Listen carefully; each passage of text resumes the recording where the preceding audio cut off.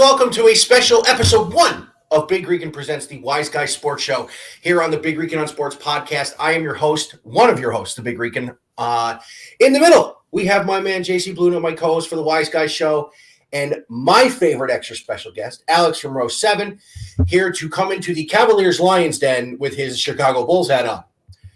But I promised you guys I'd start off topic, and here's where I'm starting off topic. Today, I wore all my Mets gear in protest of the BS that is going on right now in Major League Baseball. I am fit to be tied. I can't even begin to tell you. I thought I was mad I got COVID a second time. I'm more mad at this. I'm ready to kill someone, and Rob Manfred's on the top of the list. Yankee fans are second. So anyways, and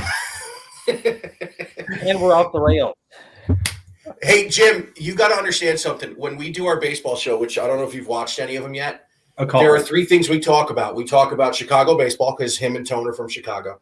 Last episode, we had Willie on, so we got a little bit into the American League West, and we all talk about how much we hate the New York Yankees. So there are general topics we go over each time. So I want to start with, obviously, tomorrow's the big one, boys. Super Bowl, Cincinnati Bengals. How did we get here? Alex, we didn't think on draft night when we did the draft special that Joe Burrow was going to last 8 games.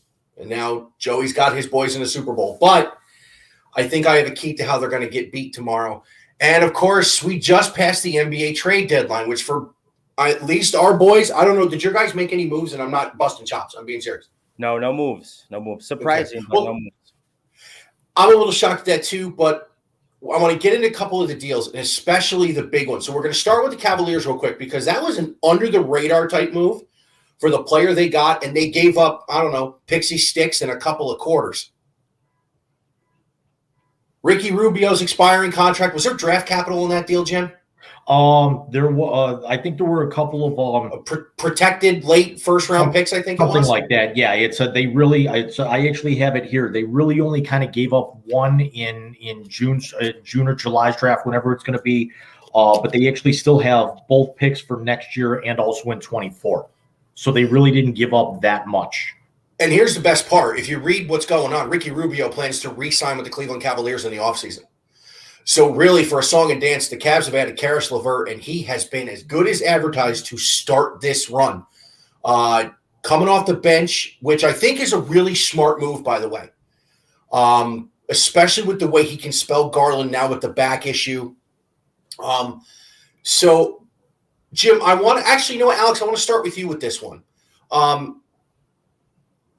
I'm asking you this as just a basketball guy in general. And this is not something, now mind you, the Cavs have won 34 games for the first time in a season without LeBron James since 97, 98. Since, Jim and I were in college. Uh-huh. Do you know how long ago that was? 10-ish years ago or so, ballpark? You're a wonderful human being, and we like you that much more.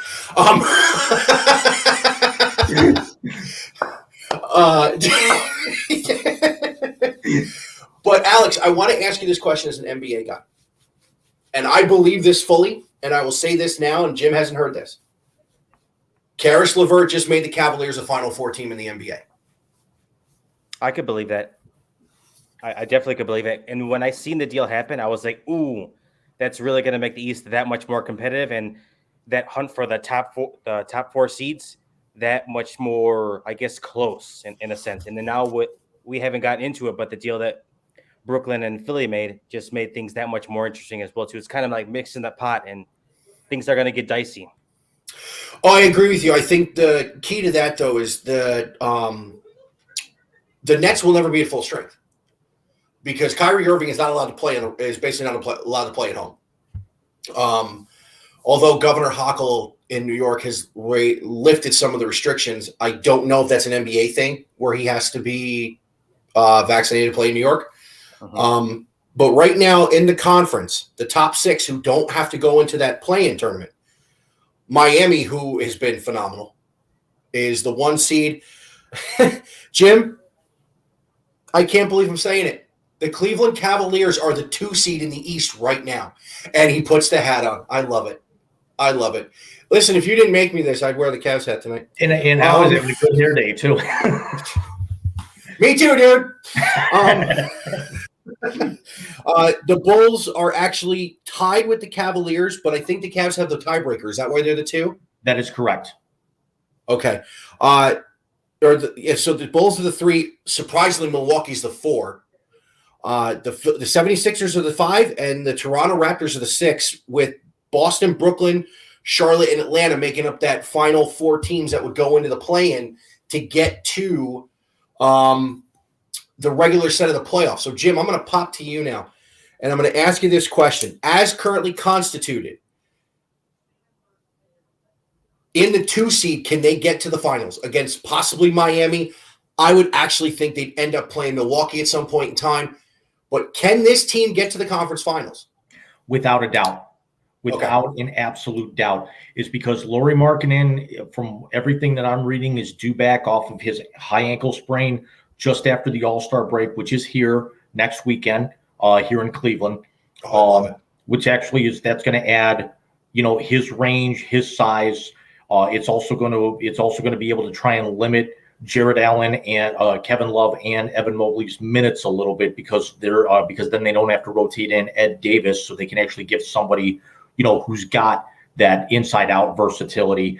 And the other thing is that with LeVert, keep in mind when you looked at Colin Sexton very earlier in the year, Sexton held the ball, but Sexton was very, very smooth, could slash to the basket, could get his shot from anywhere, and was just a stone cold killer. You basically remove him out of the lineup. You get somebody in there who's not going to run the shot clock down inside of 8 seconds before they really start to put the play in motion, and also adds an additional 4 inches in height over Sexton. Check, please. Yeah, I agree. So, Alex, I want to pop this back to you, and let's talk about your Bulls for a minute. Great start. You're at the same record as the Cavs right now, 35-21 through the first 56. The Zach LaVine, DeMar DeRozan combo is lighting up the Central Division, as I think you thought they were going to when you and I talked earlier in the year. What would you have liked them to do in the trade deadline? And if we're talking about buyout players right now, who's a player you would like to see? Do you want them to go front line, or do you think they need backcourt help? No, they need backcourt or front line, I should say. Right now, they're definitely scuffling in terms of bigs. And their biggest Achilles heel right now is obviously their health. They have a handful of guys right now who are out a month and a half probably left with injuries. But right now, they're putting up points without a doubt. They're scoring 150, 120 points a game, but they're also giving up 110 points a game as well, too. They've scuffled, to say the least, in terms of defense. So I think another big would definitely help. And I've heard them talking about doing a buyout to try and get Bagley, but I don't know if that's actually a possibility anymore, because I know that is he still with the Kings, or did he get moved actually? I don't think Bagley got moved, did he? I can't be 100% honest, but then again, if you look at everyone that got moved between Sacramento, Portland, and Utah, you need a bingo card to keep up. Exactly. There was like 10 different guys moving all different places. Well, Bagley would be a nice fit. And talking about buyout players, hey, Jim, did you hear who might get bought out of his contract? No, but you're going to tell me. Double T. Tristan Thompson. Cavs Twitter is already saying, bring Tristan home. And I'm going, keep the Kardashians out of the locker room. You guys don't need that. We got only if he's bringing Pete Davidson. We got one guy from that 16 championship team who's found a fountain of youth. There's no way a second's going to actually really benefit at this point. I don't know if it's about fountain of youth for Tristan. Compared to what he was the last 2 years. Well, no, agreed. I'm not talking about Kevin. I'm talking about Tristan. Yeah. I don't know if it's a fountain of youth for Tristan, but he's somebody with playoff experience that can spell Jared Allen a little bit, who we know will give the effort, especially on the glass. That really the bigs that the Cavs have on the bench, they give the effort, but they're maybe not as talented on the rebounding portion of the game. From the little bit I get to watch, because Bally Sports sucks, and I can't, even when my parents sign in, I can't get to watch them on the tablet. Yeah. I think it'd be a nice nostalgia story. I also think if Bickerstaff is able to motivate this team to a way I don't think I've ever seen a coach motivate them. Maybe Lenny Wilkins with the Mark Price, Craig Elo, Brad Doherty, Larry Nance Cavaliers, or even Mike Fratello of the early Gundarina Cavaliers. You probably want to say Fratello in there because he actually was working with very limited versions and kind of towards the back end of Lenny's crew, where Lenny still had on paper, top to bottom, the most talented Cavs roster in franchise history. Until this one. So let's jump off the Cavs. Like I said, Jim, when you and I do our second show in a couple weeks, we'll really do a deep dive on our boys. And Alex, we got baseball coming up because I'm getting angry. I can't do it. I'm done. I mean, with you.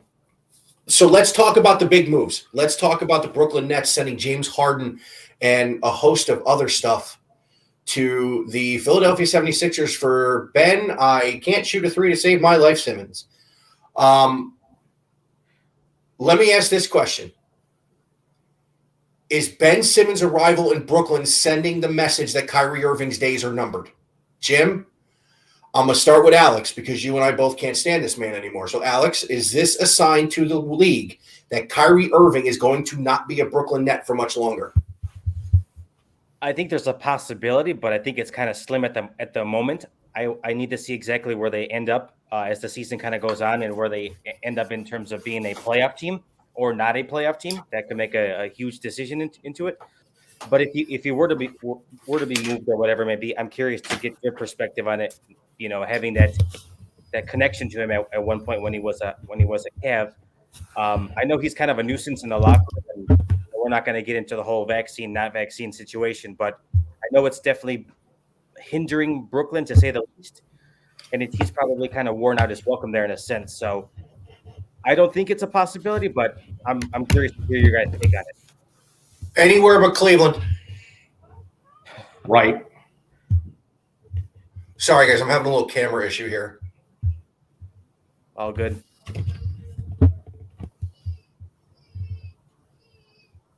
Jim, what's your take on it? Where's your head at with it?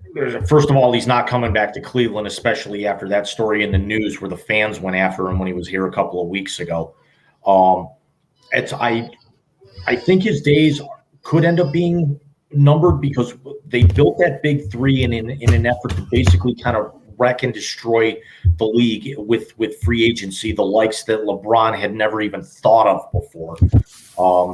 But if you think about it, Durant is never healthy. It's in the last few years since he tore that ACL. Harden gets moved. Kyrie can't fit. Kyrie's gone from Cleveland to Boston to Brooklyn, and he's worn out his welcome very, very quickly wherever he's been. So this is something where I don't think it's a 19 guys, one ball thing. I think it's more of a character and an ego thing that something's going to catch up with him and Simmons. They're going to actually put on a good face, but they're not going to get along. Something's going to come up. I agree with you. And the thing about Kyrie that you and I have talked about before is my background just kind of went away because the camera's being stupid. Sorry about that. The thing about Kyrie that's always annoyed me, besides the fact that, he went to Duke and he's a flat earther, he let I love that smile. He really let Stephen A. and Skip Bayless and all them get in his head and think he is the reason they won that title in 2016, which everybody and their mother knows. Not only did LeBron lead the team in every offensive and defensive category, but he's the one who told Ty Lue to put Kyrie in the pick and roll against Steph Curry. And he hit the foul shot with the messed up wrist to make it a 4-point lead. So ever since that moment, Kyrie has just kind of I looked at him, I'm like, dude, what is wrong with you? And now what he's doing this year, that was a great team that he basically just destroyed on his own. Yep. So last thing on the NBA I want to hit, and that is the inactivity of the Los Angeles Lakers. And now you're so evil, dude. And now reports that Russell Westbrook may be gone. So, Jim, you did the evil hand thing there, which, by the way, I love when you do that. For copyright, I won't put the Mr. Burns in there as well. Yeah, don't do that. Not that. Listen, The Simpsons probably predicted you and I would do this 10 years ago. But in all seriousness, is this the end of maybe one of the greatest eras of a player making everybody around him better? Has LeBron reached the end of that, or is this all on Russ? That's a hell of a question, buddy. I just pulled it out of the air, too. I'm pretty impressed with myself. Sorry. I gotta say, if we're talking, it's on LeBron column A, West on West column B. Okay. It's no. I'm asking. Is that kind of how you're phrasing it? I'm basically phrasing it. Is the Russell Westbrook experiment the one that ends the notion that LeBron makes everybody around him better? Because Russ has played like garbage.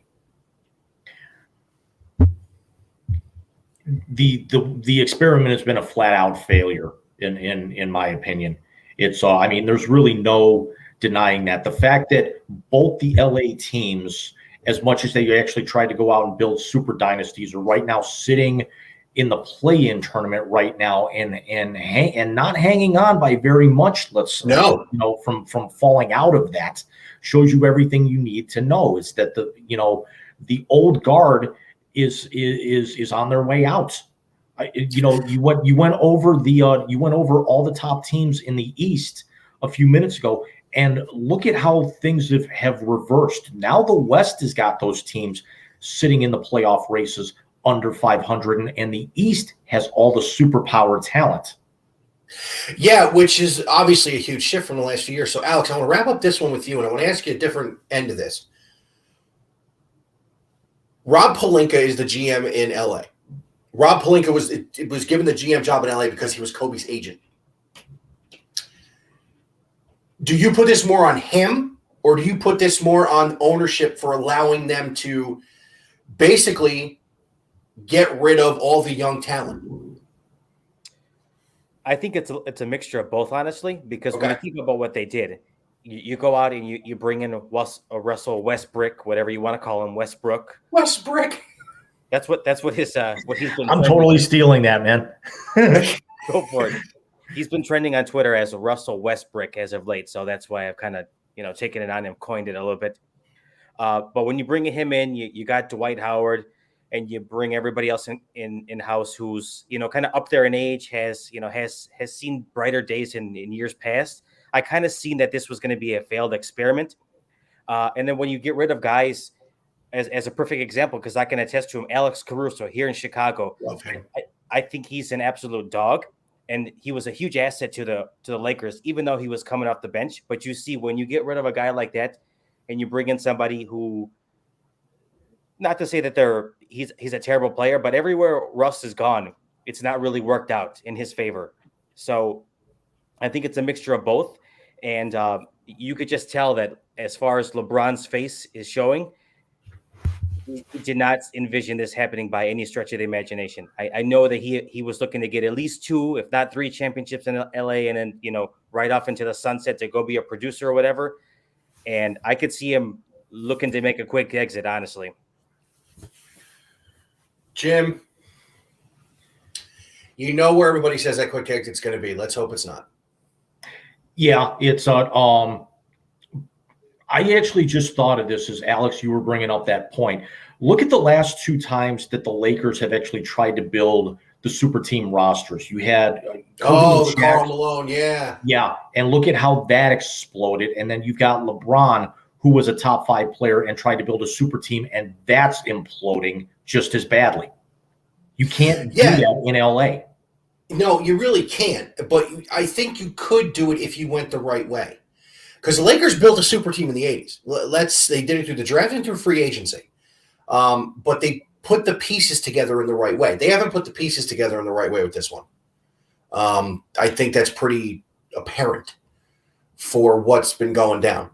So let's leave the NBA for now. Let's go to the biggest moment of the weekend, and that is tomorrow night. About 9:00, we will sit through maybe the greatest lineup of a concert in hip-hop history. Oh, tomorrow's a Super Bowl. Never mind. They have 2 songs they can open with. You either hear the first chorus of California Love, or you hear the first part of Still Dre off the Chronic 2001 album with Snoop. Those are the only ways. You could still bet the prop about what the first song is that's going to come out. I already looked it up. It's either that or Lose Yourself. We're going to have a little bit of fun. I've actually got some prop bets written down that are actual legit prop bets. So we're going to have a little 3-man round table here in a minute. So let's handicap the game first. And I want to start with the guy who had who's got a new head coach. Let's start with you. And I want to know what you saw going through the playoffs for both of these teams. I'm going to start with me, and I'm going to start here. Didn't mean to cut you off there, Alex, but I'm going to go here. Could the Cincinnati Bengals have pulled 3 better matchups for them in the AFC playoffs? None of them top 10 in pass rush. None of them with complementary running and throwing the football. It's like they got hot at the right time and they had the perfect avenue to get into their first Super Bowl since 1988. Dude, were you even alive in 1988? I was born in 88. He's my wife's age. Okay. I remember Boomer Esiason. I remember Joe Montana saying, "Hey guys, John Candy's in the stands in the Super Bowl." I remember that one. Didn't they quote that in draft day? Yes, they did. And by the way, just on topic of one of our favorite teams, because Jim loves the Rams too. It is nice to see that Kevin Costner is no longer the best GM in Browns history. But going forward,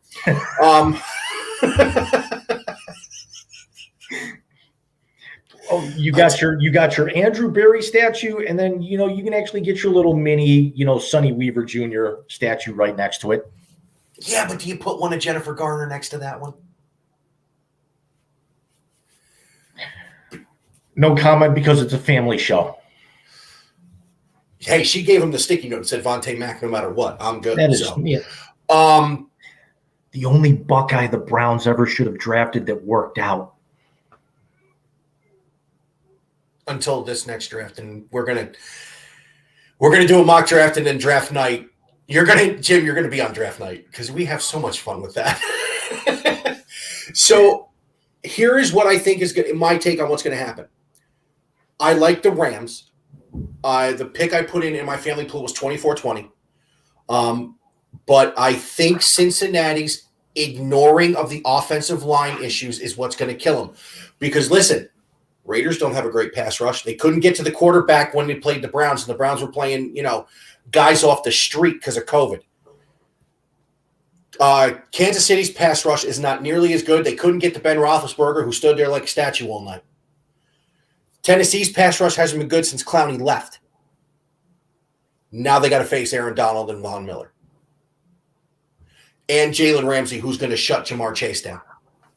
I got a comment about that in the back end. Okay, maybe not shut him down, but slow him down.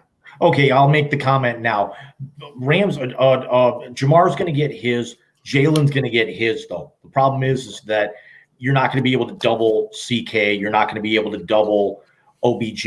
You're not going to be able to double Van Jefferson, who just got activated today as the number 3 option, even though Tyler Higbee's not playing. He got ruled out the other day. But it's like you can't have 8 defensive backs right now against how well that team can spread the ball around. Especially with Sony Michel coming out of the backfield. So, Alex, as you can tell, Jim is a Rams guy.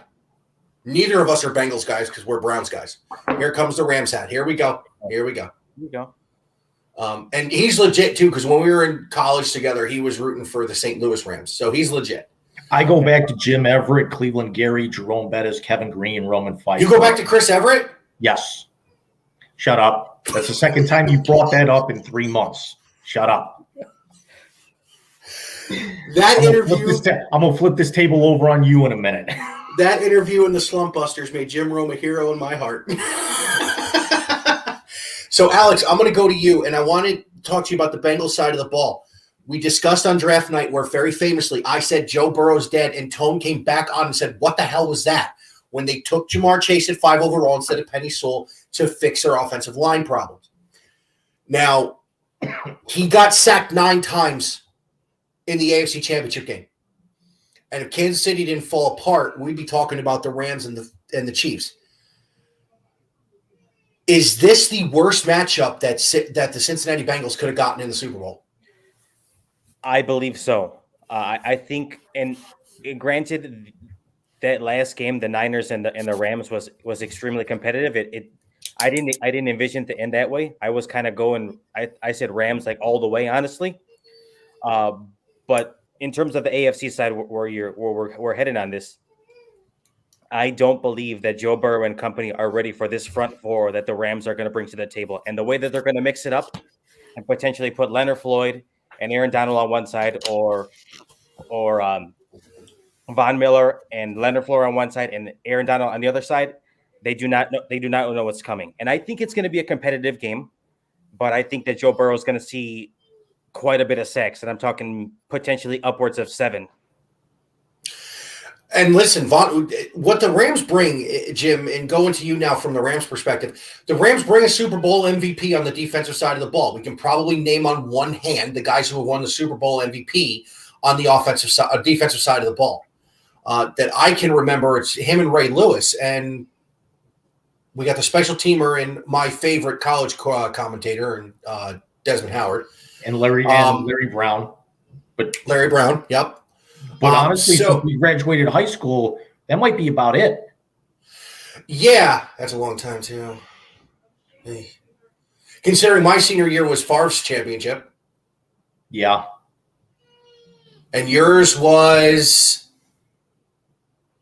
yours the last Cowboys one? No, because the Cowboys' last one was 94. I was 96. Was that San Francisco, San Diego? Yes.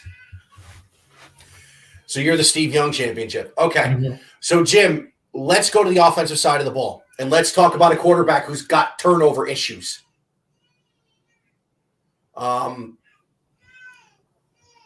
Is Matthew Stafford going to get a ring because he wins the game, or is Matthew Stafford going to get a ring because he doesn't lose it? He doesn't lose it. Okay. They have the offensive player of the year, who I tried thinking about this earlier. CK Cooper Kupp flirted with 2,000 yards receiving. There's only been 3 or 4 running backs in the history of the game that ran for 2,000 yards in a season. He caught for just shy of 2,000 yards in a season. I don't know if that's ever been done. And can I interrupt you right there? Do you know who the quarterback was of the guy who holds the all-time record? It's Matthew Stafford. Megatron has the all-time record. He has put up the 2 biggest wide receiver years as a quarterback in NFL history. And Odell's not his first option. So he's not going to lose it. If I could interrupt real quick, it is 65-64 Cleveland with 7:20 left in the third quarter in Philly. Getting back to that, just to kind of go back to the Cavs for a minute, I think and I know we'll probably talk about this a little bit more on our next show, but the one problem I actually have with the Cavs right now is that they've got to actually start learning how to play with a big lead. We know that they're so deep that they know how to come from behind, but when they get a big lead, they need to stomp on somebody's throat and quit letting teams back in. They got to stop spotting bad teams 20 points too. So back to Sunday. My next question is, does Cincinnati have a secondary to slow Cooper Kupp down? Because unfortunately, and I can't stand the guy, but if you go from CK to OBJ, that's not easy to defend. So, Alex, do you think they can slow that attack down? No. Yeah, I was going to say, as much as I love Eli Apple and Von Bell, I don't think so either, but go on. No, I don't see that happening at all. And also, I'd be remiss if I don't mention as well, too, that The Rams are also activated, I believe, Darrell Henderson, so they're going to have the Yes. three-headed monster in the backfield. Yes, they've already said that they're going to rotate all three of those. You beat me to the punch on that one. Who's the third back? I know it's Henderson. It's Sony Michel. Who's the third back? Cam Akers. Oh my God. And when you think about it, I mean, Michelle is your number one. Akers is probably your bruiser, and then you got if you need to get if you're fourth in inches, you go Henderson probably, right? Yeah. Yeah, but the thing is that going into the season, Akers was the guy, and then he tore an ACL in training camp. Then it actually went to Henderson. Then Henderson got lost late in the year, and then they actually had to kind of get Michelle off the scrap heap and look at what it's done. They've actually picked up guys who are kind of cast-offs right now, and they are in the driver's seat for winning a championship tomorrow. Let's go to their O-line real quick, because they have a lot of deep routes that have to develop. Cincinnati's pass rush hasn't really been why they've won. It's really been their secondary. So, Jim, let me ask you this about Cincinnati's pass rush. Do they have enough to get home with Matthew Stafford? And if they do, does this change the complexion of the game? I would have said yes 3 weeks ago had Larry Ogunjobi not gone down, who was a big force coming right up the middle. And you and I know him full well, for his first 4 years, he was Browns. Sorry, guys. I think really, if Stafford gets at least 2.5 seconds to get the ball out, regardless of where it's going. It doesn't matter if it's screens, if it's deep routes, if it's crossing patterns. If he gets any kind of time whatsoever in that pocket that's not collapsed around him, this one could get ugly. I'm not going to call shootout here, though. I don't know if I can. And it's not that I don't love Joe Burrow, because I do, but I just don't think they have enough firepower. I don't, because they can't run the ball. They're not going to be able to play keep away. And I think you have to play keep away with a team that can score in 10 seconds like they did against Tampa Bay. Well, the difference is Cincinnati gives up 268.3 yards of offense through the air. The Rams only give up 54 yards on the ground combined all season. So Joe Mixon's not going to be a factor. Joe Mixon's a non-factor. Alex, he brings the stats. No, I get it. I love it. Every time. I'm a numbers guy too, so I get it. So let's go to another number, and let's talk about the number 4. I think that's how many turnovers Cincinnati's going to have to force to win this game. Be it stripping the ball, be it the interception, what have you. I think 4 is going to be the number. Alex, if they can force the 4 turnovers, are we talking about Joe Burrow ascending to who knows? Or can Los Angeles still win this game? I don't believe if it's Stafford's fault that they're giving up these 4 interceptions, because we all know he's a gunslinger, which I'm a fan of, but I mean you're also very susceptible to throwing the pick. I think if he does give up those 4, I think there's a way that Joe Burrow could pull it off. I do. It's kind of scary to think, but it's in their best interest to kind of really get those 3-headed monsters running for the Rams to really develop, to really kind of establish the run game. And then after that, you start opening up to OBJ, and then obviously you're going to find Cooper Kupp and then Van Jefferson over the top if you find success on the ground. As we all know, that the Rams actually have a very bad habit of coughing up the ball late in games when they should be icing them. Mm-hmm. Yeah. I didn't think they were getting out of Tampa Bay. I didn't. I'll be honest with you, and I can't stand him. We all know that. So I want to get prediction time now, and then I want to go over to prop bets. So I think that Cincinnati is not going to get it done. I like the Rams 24-20 to not cover the spread, and it's under the total. Alex, what do you got, bud? I have Rams 30, Bengals 20. 30 points. I like it. I already know who you're picking, Jim. 38-14. Oh, come on. I think the fourth quarter's a victory lap, and I'm not saying that biased. Really? You think there is nothing on paper between these two teams, and I've said it before and I'll say it again, and I'm going to rip off the Kilborn line. As we all know, games are not played on paper, they're played inside television sets. There is nothing on paper between these two teams that makes me think that Cincinnati's got any kind of shot in this game. Because also, here's the other thing that a lot of people are forgetting about, the intangibles with the crowd factor. Cincinnati only has 9% ticket sales. The Rams are actually at 31% for this game. Cincinnati is the home team, technically, because it's an odd number, because it's an even numbered Super Bowl. This is a home game for the Rams. They're looking to make a point. They built this team for this reason. Yeah, and the other cool thing is we had all those Super Bowls in the last 2 years. We finally get two teams in their own building to play in a Super Bowl, which I think is cool. All right, so one other thing I think is going to happen. Oh, Alex, what's up? Well, really quickly, my MVP pick, OBJ. Redemption game. That was going to be one of my prop bets. It's Mike, who you got? For MVP? Yep. Well, I personally think the Super Bowl MVP is the stupidest award ever given in the history of the world. My reasoning behind that is, I will ask you boys a trivia question. In Super Bowl III, the greatest upset in NFL history, who threw the only touchdown pass?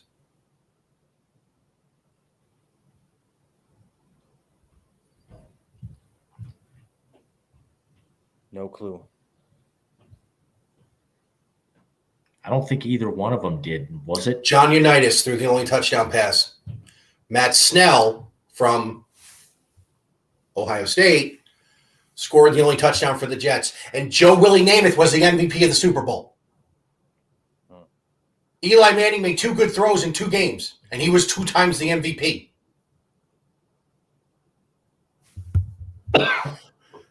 If the Rams win, which I think they will, it's going to be either Stafford. Actually, you know what? No, I'm going to say it. It's going to be Aaron Donald. Because I think it's going to be like from Remember the Titans when Julius knocked quarterback down. He told him to get real comfortable. Yep. I think Aaron Donald's going to do that to Joe Burrow. I got AD as well, and I'll say this right now. Donald wins the MVP tomorrow night. He's only in his 8th year. He just turned 30. He's already a Hall of Famer. Yeah. 3-time Defensive Player of the Year, 7-time All-Pro, Super Bowl MVP, played in 2 Super Bowls in 5 years. Come on. He'll have 100 sacks in the first game. He'll have 100 sacks for his career with the opener next year. He's at 98 right now. Oh, wow. Jeez. Nobody's catching Bruce Smith, but Donald's going to give him a hell of a run for his money. Speaking of Bruce Smith, I would like to let Alex know something. We all have seen the new name of the Washington team. Alex, do you know what jersey Jim is wearing right now?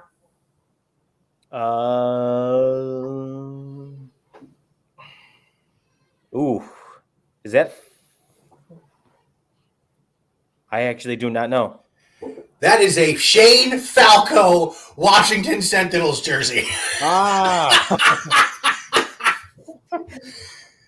Dude, when we did my birthday episode, he had the Al Bundy Polk High jersey on. I watched that one. I loved it.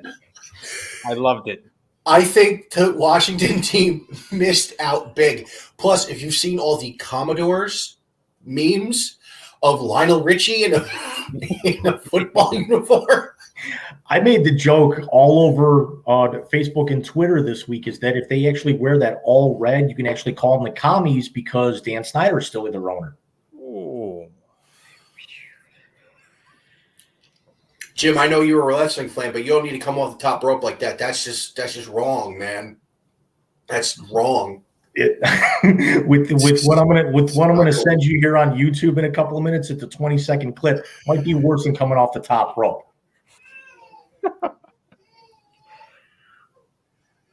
Oh God! Wait, hold on. Does McAfee have anything to do with it? No. Oh damn! Anybody watch AEW this past Wednesday? No. You know what a Beal is, correct? I think so. You take a guy in the corner and you basically hip toss him as far as you can. Yeah. You watch it. This clip is a guy getting literally launched about 15 feet out and about 9 feet in the air. Oh, I see that. You're talking about Keith Lee, right? Keith Lee. It already got turned into the Shooting Stars meme. Jim actually drove to Chicago for Punk's debut. Oh, really? Yep. Yeah. Right. Dude, yeah, this dude, he is an originator of backyard wrestling. Okay. I mean, I remember seeing videos that were extremely grainy almost 25 plus years ago, where dudes were getting launched through tables like they were the Bills Mafia. My brother got dumped through we were so, I don't want to say, we were frugal, so to speak. So our tables were basically made out of sawhorses, planks of particle board, and whatever else we could find. They put clay ski pigeons all over this table, put toilet paper underneath it, doused it in rubbing alcohol, lit it on fire, and my brother got chokeslammed through it. There is video of this. There is video. I've seen it. And I got to tell you, the minute it happened, is that the day we got thrown out of the lab for me being too loud? Yes. Okay. Because remember, I think also you saw the releases that we had to sign to get on that national video. Yep. Yeah, we got thrown out of the computer lab in college because I think I yelled "holy" at the top of my lungs when I saw his brother go through that lit table. That's how long we've known each other. So, Jim, let's get to the prop bets. All right. Who scores first? Cincinnati. Bengals field goal. All right. McPherson's a stud. I'm taking the Rams because I think they win the coin toss. I'm not asking the coin toss question. The You think they take the ball? What's that? You think they take the ball if they win the toss? I think they go out and they make a statement in front of their home crowd. Okay. National anthem over or under 104.5 seconds. I'm taking Who's doing the it? over because what's that? Who's doing it? I can't think of her name. She's a country singer. They actually, they say that she is the first African American country singer to ever open the Super Bowl. You said what's Super Bowl. 104 seconds? You said 104.5 seconds is the over under.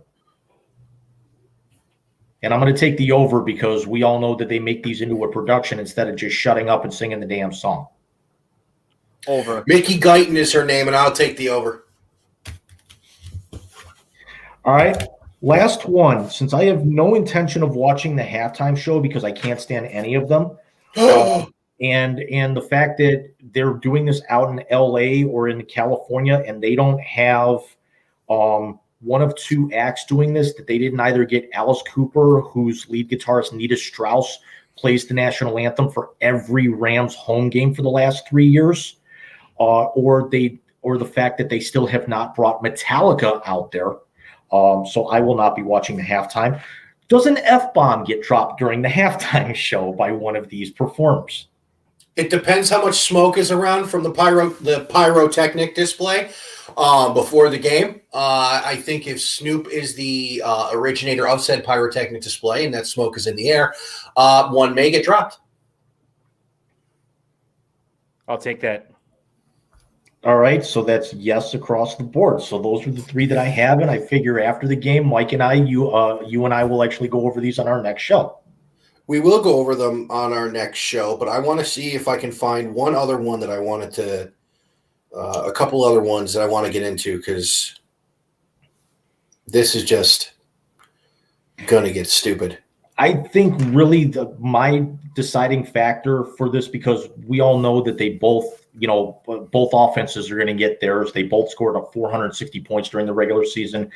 If you look at the Rams, Stafford, OBJ, Ramsey, Whitworth, Kupp, Donald, they're all looking basically for validation. And when you've got that many guys who are potential, Hall of Famers down the road, if not, guys like Whitworth and Stafford right now, and Donald with a ring would basically be Hall of Famers. I don't see how they lose this game.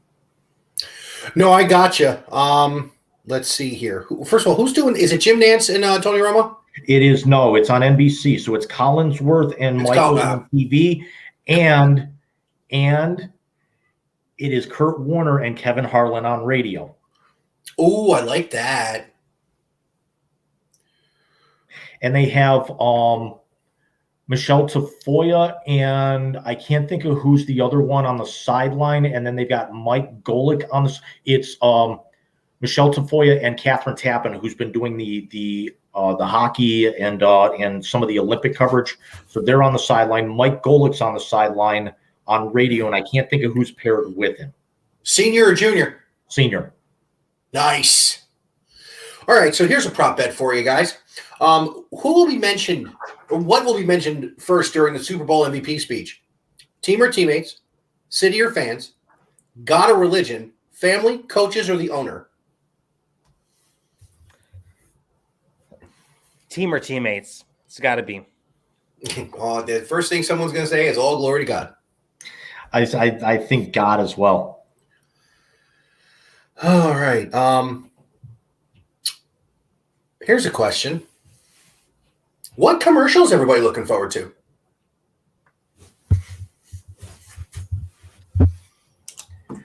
Apparently, Lay's is doing their first one in several years, and they usually come out with a good one. Doritos always comes heavy.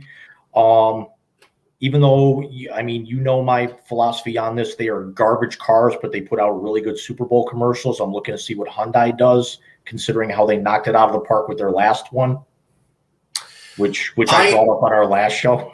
I am looking forward to the fact that there's going to be a commercial where Austin Powers and multiple characters from that realm are going to be featured. Because it looks like he's going to make number 4. Stop. Are you serious? That's what I've heard. Yep. Wow. If we get Dr. Evil and Fat Bastard in the same commercial, I'm going to love it. I did see something about that there was going to be a commercial. Apparently, also Pringles has got one that they said that people are going to be kind of turning their ears on, because I think they're like redesigning their can so you don't get your hand caught in it anymore. Really? Yeah, I did hear something about that too. I think the other one I'm looking forward to is doesn't Budweiser have one with a bowling alley coming out or something that's got the Manning brothers? Well, yeah. Now, here's one for you. Commercial prop bets. You ready? First to be shown in Rakuten's Casino Royale commercial. I'm going to list them. It's going to be a little fast, but I'm going to list them. Tom Hardy, Matthew McConaughey, Idris Elba, Daniel Craig, Shannon Elizabeth, Michael B. Jordan, Zac Efron, Chris Hemsworth, Hugh Jackman, Will Smith, Rob Lowe, Pierce Brosnan, Ben Affleck, Matt Damon, or Kevin Hart. And before I do this, Hugh Jackman's in it. I'm a little upset Ryan Reynolds is not. I've been binge watching Free Guy for the last 2 days. That scene when he pulls out Captain America's shield and then the lightsaber. And Taika Waititi. First of all, I forgot Taika Waititi was in Green Lantern. Not that anybody should remember Green Lantern. Hey, I liked it. He hated it. See, Alex, I told you, off the rails. Yeah. It's all good. Well, here's one. How many commercials will include a dog? Over or under 6.5? Over. Under. Really? I'm gonna say 5. Said first in the Michelob Ultra commercial, dude or Jesus? Dude. Jesus. This is getting stupid. You know, if we're gonna butt heads like this, the Cavs hat's going back on. All right. Seen first in a Michelob Ultra commercial, John Goodman, John Turturro, or Jeff Bridges? You gotta lead with Goodman. You gotta lead with Goodman. Yeah. You have to say Goodman. The Roseanne and the Connors is based in Chicago. All right, let's see here. What Anheuser-Busch brand commercial will run first? Bud, Bud Light, Mick Ultra, Cutwater Spirits, Bud Light Seltzer Hard Soda, or Michelob Ultra Organic Seltzer? Did I even just say those words? You did. Yeah, you did. Alex, I'm sorry. you take this one first. Even though I'm going to be against it, I'm going to say the seltzer. I'm going to go Bud Light because I think they're going to want to make a statement, and usually the Bud Light commercials are like funny and everything, so I think they're going to want to come out of the chute hot. And shame on you, Anheuser-Busch, for not bringing back the one thing that we've all been begging for the last 30 years, Bud Bowl. Yeah.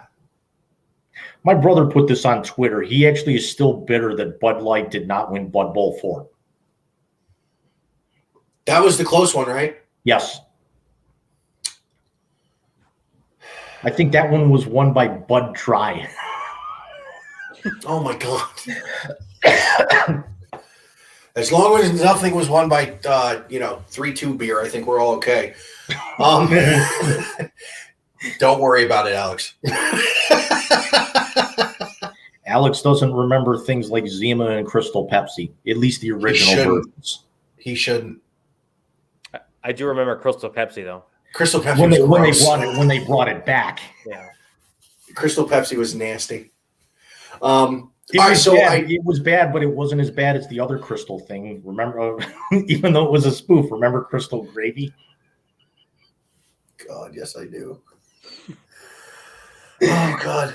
James, what are we down now to? 2 wheels? We start with one normally. I'm talking the training wheels now. We're definitely doing this. We're flopping all over the place now. Yes, we are. Oh, good. I just got the text that Bobby drank his bottle and he's out. So I'm going to show you something I wore today. I was talking about being in protest because I can't wait to see this happen, but I'm going to have to wait to see it happen. Nice. And by the way, Jim, thank you for the color coding on the hat because now I can wear my Met stuff head to toe, including because black goes with everything. Yeah, but my sneakers are blue and orange too. I'm like off the rails. So I want to touch on baseball a little bit. Alex, we're actually gonna have a new person on the baseball show next time we talk about it. I don't know if you saw, I did an episode with a guy who used to actually catch for me in high school. Jim and I went to school with John, but I told him I'd have him on to do baseball. So I want to ask you one quick question. Who's getting punched first? Manfred, or are we picking a random owner not named Steve Cohen to just deck? Oh, I'm going after Rob. Rob 100%. I want to knock his gap teeth out. Oh, God. He said he was optimistic, and I just want to fight him. I want to fight him.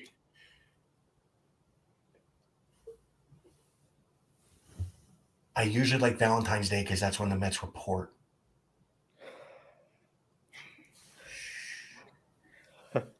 She's out there. This is on YouTube in about 2 hours. She don't watch it. She don't watch it. She sends it out for me, but she don't watch it or listen. Are you kidding me? The first time she ever watched a full game of anything was we were together, I think, like 6 or 8 months, and the Mets played a 19-inning game in St. Louis. And I remember that. She couldn't sleep, so she watched the whole thing. I passed out. The next time she watched the full game, Game 7 of the 2016 NBA Finals. Well, of course, you did because you were forcing her to watch that. No, she sat right next to me willingly and called Steph Curry a little bitch the entire night. Well, because he is. Well, yeah, I agree. So we're in agreement. I think the three of us, Rob Manfred needs to get knocked out. Who do we want to do it? If we had to pick a player to knock him out, as much as I can't stand the New York Yankees, I think I'd pick one of those two dudes, Stanton or Judge. Probably Stanton. Yeah. Or do we have Tristan McKenzie do it because he looks like a hood rat? I'm going to pull the trump card, and I'm going to go likes to fight guy, and I'm going to go Bryce Harper. How about Amir Garrett? Yeah. What's Brunette Odor doing right now? Is because we all know he can actually throw a hell of a right. That's very true. Wait, I I don't thought want to. Batista. Go on. Ahead. No, go ahead. No, go ahead. I don't want to go this route because he just got clear, but Trevor Bauer? Ooh. I went there, but I didn't mean to. Well, hold on. Let me say this. He's the next one I'm decking. Okay. Did you guys see about Jeremy Giambi? Yeah. Terrible. That's tough. Listen, for all the garbage. Not only saw the story, but you actually saw the cause of death, right? Yeah, I did. Yeah. But for all the garbage that I gave his brother for taking the money and running to the Yankees, solid dude, was great in Cleveland when he was there. That's tough. He still should have slid, but that's tough. Although I'm sorry to say it, the one thing I'm going to remember him more for is how he was portrayed in Moneyball. Yeah, but they weren't wrong. They weren't, but still. Yeah, great movie. I think he got a raw deal with that, but yeah, that movie got a raw deal. That movie should have won an Academy Award. That's the one Jonah got nominated for, right? I believe so. Yeah, I think it was nominated and it basically kind of came up empty. Yeah. The heck was I going to say? So we're here. It's Super Bowl weekend, and unfortunately, it's not baseball season anymore. How do you know? How upsetting! You try to. Dude, you have no idea. You're trying to do everything that you can to gain fans, and you pull this crap right now. I mean, from a personal standpoint, I'm getting a day this year that I think has been a long time coming with the retirement of the number 17 and Keith Hernandez being immortalized by the New York Mets. And then the Mets are bringing Old Timers Day back to the tune of Daniel Murphy's going to be there. Frank Howard, who's 92, said he's taking BP because he's going deep at Citi Field. He said, I went deep at the Polo Grounds. I went deep at Shea. I'm going deep at Citi Field. Wow. Big up to you, Frank Howard. And Gil Hodges is getting in the Hall of Fame. That's right. I completely forgot that about the Legends Committee because you saw the story that I wrote about yes. Big Poppy getting in. I completely forgot about the Legends vote. No disrespect to Billy Wagner, and then I'll ask you about Poppy for a second, Alex. But until the all-time leader in saves for left-handed pitchers in the Hall of Fame, I don't think another reliever should get in. Because the all-time leader for right-handers is in, and Mariano, and number 2 is in. Number 4 is in.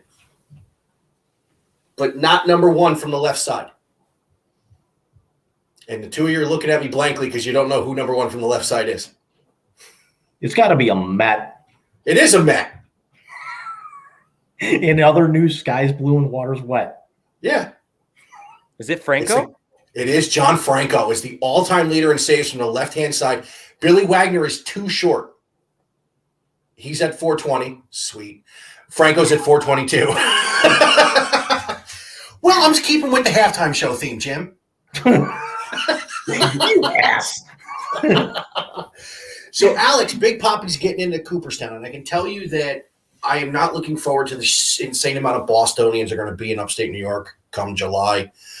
I've yet to hear if the Seven Line's doing a trip for Gil Hodges, but I wouldn't think they would. We have some interesting names on next year's first ballot, the top one being Carlos Beltran. So I'm going to ask an opinion question, then I'm going to tell you who's going to get the biggest snub in 2 years. Is Beltran not going to get elected on the first ballot because of what happened in Houston? You don't think he gets in on the first ballot? No chance.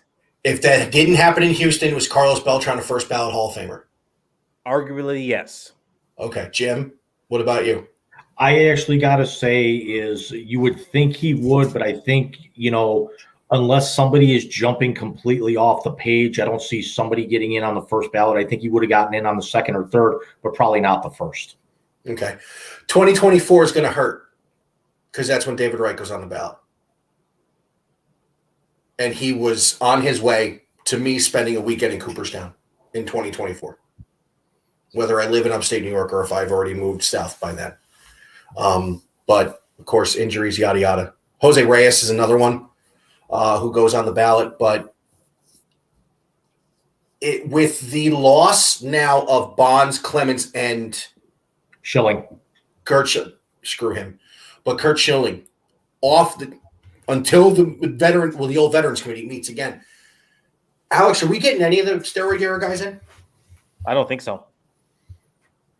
I mean, the argument is there and the numbers are there for Barry Bonds because you can probably put the close comparison to what Big Papi may or may not have done as well too, and he's now in. Mm-hmm. I mean, I'll just leave it right there. I don't want to turn this into a 2-hour podcast going forward. We've already gone. No, I'm fading out. I've been up since 4. I slept for like an hour earlier, but I've been up since 4 o'clock. Yeah, I got to put the ribs on before I go to bed tonight. Ooh, you're slow cooking them? Yeah, it's Coke, dry rub, barbecue sauce, slow cooker, 8 hours. Hell, it might even be breakfast tomorrow. Jim, Cleveland has a tie to a steroid era player in Manny Ramirez, who we all watched and marveled when he was in Cleveland for the first however many years it was. 7, 6. He was there 93. He came up, right? Because he was in the old uniforms. Correct. Yes. All right. So he came up in 93, left after the 2000 season. Okay. I mean, Manny's a 2-time suspended. So we have no hope of Manny, right? Yeah, because remember, you didn't really start to see the cracks in Manny until like the last year or two that he was here, and then the entire rails came off. He turned into a nut job. Then he got popped twice. What do you guys think of the universal DH? Go ahead, Jim. I think it's long overdue. I mean, you've got the rosters expanded. You got all the pitchers in the in the lineup every day, or at least that are active, and it makes more sense. It's the object is to baseball's trying to actually get more offense on the board. So why actually not eliminate the possibility of 4 basically free outs a game by throwing pitchers at the plate? DeGrom can hit. That's blasphemy. And of course, if the universal DH happened years ago, we would not have gotten May of 2016. That is true, but but there's, he can hit. Dontrell Willis, we all remember, could hit. There were CeCe could hit. Yeah, there were a few others out there, but you're only getting that once every 4 to 5 days. Or if you actually get a break, you only get them once a week, with travel. Yeah. Yeah. Alex, what do you think of the DH? I mean, you're a White Sox fan, so obviously you've been dealing with it your whole life, but. Yeah, I mean, I kind of enjoy it. I kind of like it because when my guys have to go to a National League park and have to go up there and take some hacks, I just worry about the injuries of it because my team has just perpetually been injured, especially in terms of pitchers. So if I could just see another bat get in the lineup and potentially get on base 1 to 2 times in the 4 at bats that they get, I'll take that any day. All right. So let's wrap it up there. Alex, also, thank you. Real quick. Plus also you run the risk. It would definitely cut down on, throwing at guys, especially when you're throwing at the guy who's actually, tossing to your offense at the time. True. Yeah. Yeah, very true. So Alex, you are the actual first guest on the Wise Guys show. Thank you for coming on. Thank you for coming on. So what's going on with Row 7, bud? Well, I did not have a chance to do a podcast this week. I took on a tall task, and my wife and I went to go adopt the dog. So I'm now a dog father right now. So I'm. What kind of puppy? He is a hound mix. He kind of looks like a beagle, but I'm not exactly sure what he is. We got to get him tested to kind of see, but doing that right now. So the next podcast that I do will probably be Super Bowl like post show essentially.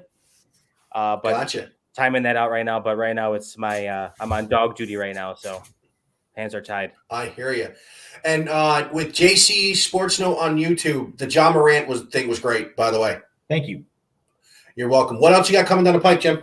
We'll probably I may actually I might actually want to do a like a Super Bowl kind of recap with this. I'm planning on getting that second calf story in there. It's the NHL is now going to be having their trade deadline in a couple of weeks, so I'm going to probably dig into some of that as some guys get moved around. I miss actually baseball because you've seen the blog. I want to actually start filling that up. We've got a big UFC fight coming up next weekend that I want to touch on. So I got a bunch of stuff in the pipe. It's just all a matter of where the cards fall and recording schedules. No, I got you. And as I mentioned before, Jim, 2 weeks, you and I'll come back and we'll really hit the Cavaliers on Wise Guys episode 2 for the month of February of this year. Next week, I'm actually going to do a solo one, and I'm probably going to rip Rob Manfred to shreds. I am just done. I could go for an hour about how the man needs his gap redone in his teeth. I'm also going to let you know is that there's a possibility, depending on what the weather looks like or what some of my other plans are, and I'll tell you about those off the air, that I might actually try and go down at least for the All-Star Experience next week because they're doing some of the events over at Wolstein, which is Cleveland State. Like they're doing this celebrity game, the slam dunk and all that. That's actually all happening at Romo Fijo. But they're actually doing some of the other, like the fan fests, some of the concerts and some of the other stuff. That's all happening at Wolstein. Nice. And I'm looking forward to Myles Garrett in the celebrity game. Somebody actually is putting out an early prop bet about, over and under on dunks for him. Cool. And by the way, when we were talking about where LeBron may want to land, did you notice who his first reserve pick was? Second, actually. Was it a second? It was Darius second. Garland? I watched it this morning. Luka was his first. And then, and I love actually the one thing that I love more is, LeBron, even though he's still very, very, loyal to this area. Sure, he went out and got it, but he pissed KD off doing it even more, which is never a bad thing. That's very true. So outside of that, we're going to have another episode of the Wise Guy Show coming up in a couple of weeks. Next week, when I'm yelling at Rob Manfred, I will do a follow-up on the Super Bowl.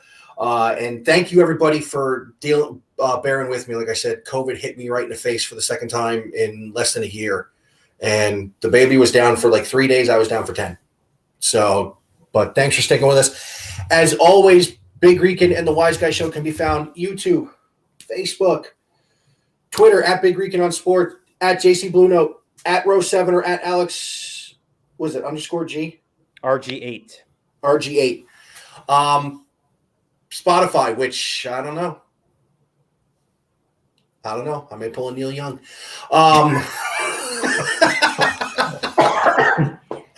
Anchor, Breaker, Pocket Cast, Radio Public, Google, and again, ask Alexa to play Big Rican. Gentlemen, thank you so much. Jim, I'll see you in a couple weeks. Alex, we got baseball coming up, God willing, very soon. We got to get back on it. And signing off, happy Super Bowl Sunday from a guy who was actually born on a Super Bowl Sunday. You guys enjoy the game, Alex. Good to actually bring you guys, bring you on with us to see all the hilarity that develops here with this. And Mike, I'll actually catch you here in a couple of weeks, and I'll probably end up talking to you here off the air in a couple of minutes. Absolutely. Guys, have a great one. Take care.